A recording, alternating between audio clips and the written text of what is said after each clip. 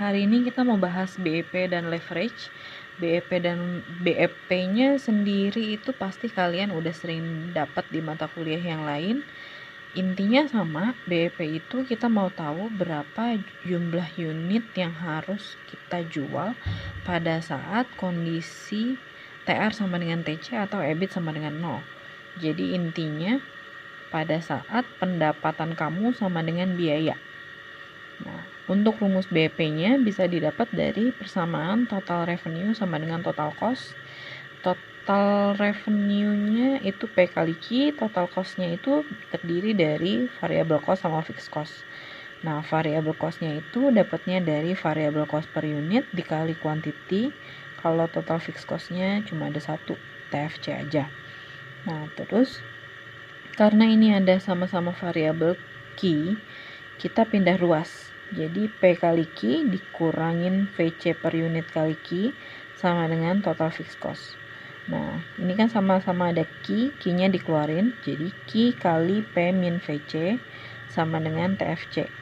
Nah, yang kita mau cari Q-nya, BEP dalam unit, didapatnya dari total fixed cost dibagi P min VC, turun ke sini.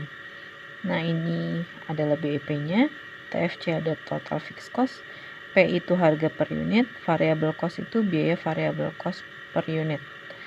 Nah, intinya kalau kamu mau ngitung BEP, kamu harus bisa bedain antara total fixed cost, antara fixed cost dan variable cost. Fixed cost itu apa? Fixed cost adalah biaya tetap, biasanya ditandai dengan satuannya. Kalau fixed cost itu satuannya biasanya periode, entah itu bulan, tahun, semester, dan lain-lain. Nah, tapi kalau variable cost itu satuannya biasanya per unit. Ya, jadi kalau variable cost itu semakin banyak unit yang kamu produksi, jumlah biayanya semakin banyak. Nah, itu adalah rumus BEP dalam unit. Nah, kalau kalian mau cari BEP dalam rupiah, BEP dalam rupiah itu tinggal BEP dalam unit dikali harganya. Ya. Nah, untuk soalnya kita lihat soal yang ini.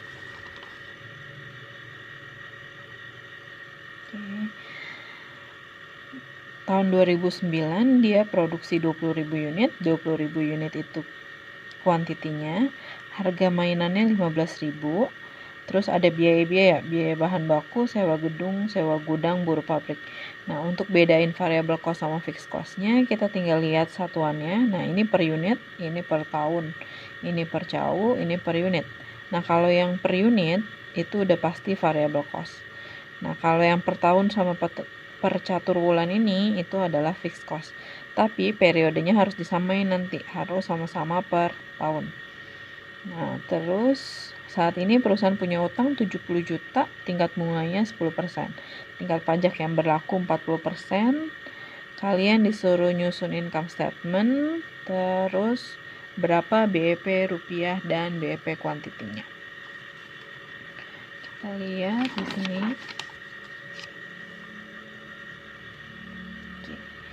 Kuantitinya 20.000 tadi, harganya 15.000. Terus biaya bahan baku 5.000, upah buruh 2.500. Ini sama-sama per unit. Berarti variable cost-nya tinggal kamu jumlahin, ketemu 7.500. Nah, terus biaya sewa gedung 20.000 per tahun, 20 juta per tahun, biaya sewa gudang 7,5 juta per catur wulan.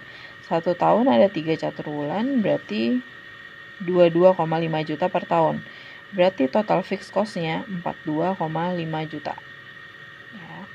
Terus dia punya utang bank 70 juta, bunganya 10%. Jadi bunga totalnya 7 juta. Pertanyaan yang pertama, kalian disuruh bikin income statement. Income statement untuk BEP dan leverage pasti selalu kita pakai format yang ini. Sales dikurangin variable sama dengan contribution margin, terus dikurangi fixed cost jadinya EBIT dan seterusnya sampai EAT. Jadi kita selalu pakai format yang seperti ini. Nah, salesnya dapat dari P kali Q, 15.000 dikali 20.000, jadi ketemunya 300 juta. Nah, variable cost-nya tadi variable cost per unitnya 7.500 dikali unitnya 20.000, ketemu 150 juta. Jadi contribution marginnya 300 juta dikurangi 150 juta, ketemu 150 juta. Nah, terus fixed cost-nya tadi 42,5. Di sini jadi EBIT-nya 150 kurang 42,5 ketemu 107,5. Nah, terus interest-nya 7 juta, dari sini 7 juta. Utang bank yang kalian punya 70 juta, bayar bunga 10%. Jadi bunganya 7 juta. Nah, ketemu EBT-nya 107,5 dikurangi 7 juta, jadi 100,5 juta. Terus tax-nya 40%, berarti tinggal 40% kali 100,5 ketemu 40,2. EAT-nya 60,3 juta. Nah, itu income statement-nya. Nah, untuk BEP-nya kalian tinggal masukin ke rumus fixed cost dibagi harga dikurangi variable cost per unit. Nah, fixed cost-nya 42,5 juta, P-nya 15.000, tadi variable cost per unitnya 7.500. Ketemu BEP dalam kuantitinya 5.667 unit.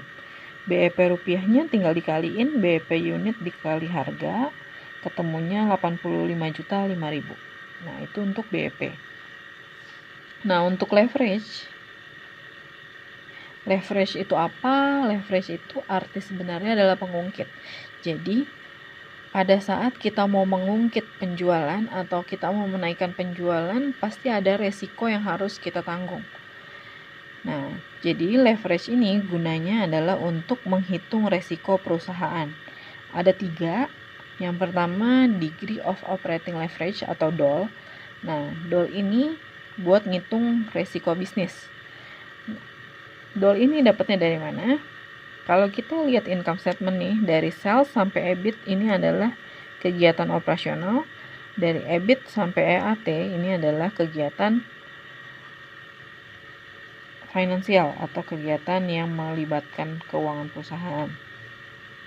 Nah, untuk DOL kan tadi kegiatan operasional atau bisnis perusahaan. Nah, kalau dari sales sampai EBIT ini kegiatan internal perusahaan, kegiatan bisnisnya perusahaan, kira-kira resikonya ada di mana? Pada saat kita mau menaikkan penjualan, pasti kita butuh kenaikan aset. Nah, kalau kenaikan aset, pasti ada biaya yang meningkat. Biasanya terutama biaya depresiasi. Biaya depresiasi kan nyatetnya di fixed cost. Nah, jadi kalau kita mau naikin penjualan di kegiatan internal perusahaan, pasti fixed cost meningkat. Nah, kalau fixed cost meningkat, berarti resikonya meningkat. Karena kenapa?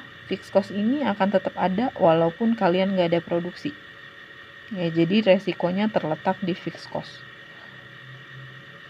Nah, untuk DOL ngitungnya gampang, tinggal CM dibagi EBIT. Ya. Nah, untuk yang kedua itu degree of financial leverage atau DFL. Nah, DFL itu adanya di kegiatan eksternal perusahaan. Nah, kegiatan eksternal perusahaan itu dari EBIT sampai EAT. Nah, kalau perusahaan mau menaikkan penjualan, berarti perusahaan butuh tambahan dana. Nah, tambahan dana itu biasanya dapatnya dari utang. Kalau kita ngutang, interest kita akan bertambah. Interest ini mau kita untung, mau kita rugi, tetap harus dibayar. Jadi akan menghasilkan resiko bagi perusahaan. Ya, jadi kalau DFL resikonya terletak di interest. Untuk DFL rumusnya tinggal EBIT dibagi EBT. Ya. Nah, yang ketiga, yang terakhir, degree of total leverage atau degree of combined leverage, sama aja.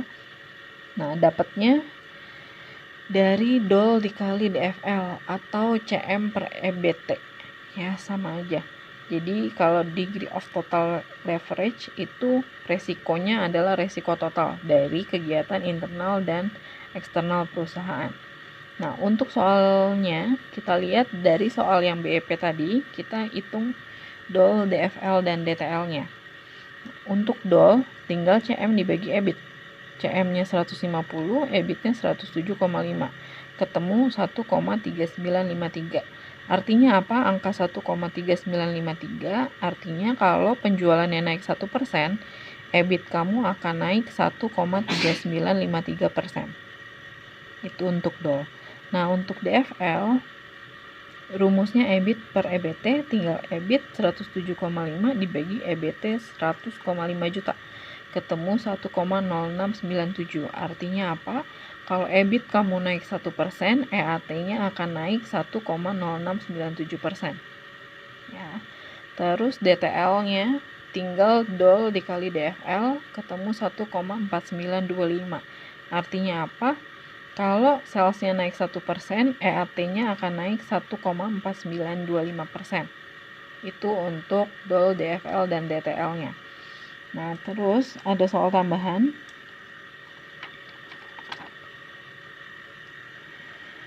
Dari perhitungan leverage yang ini, kalau tahun depan penjualan mau naik 12%, berapa EAT-nya?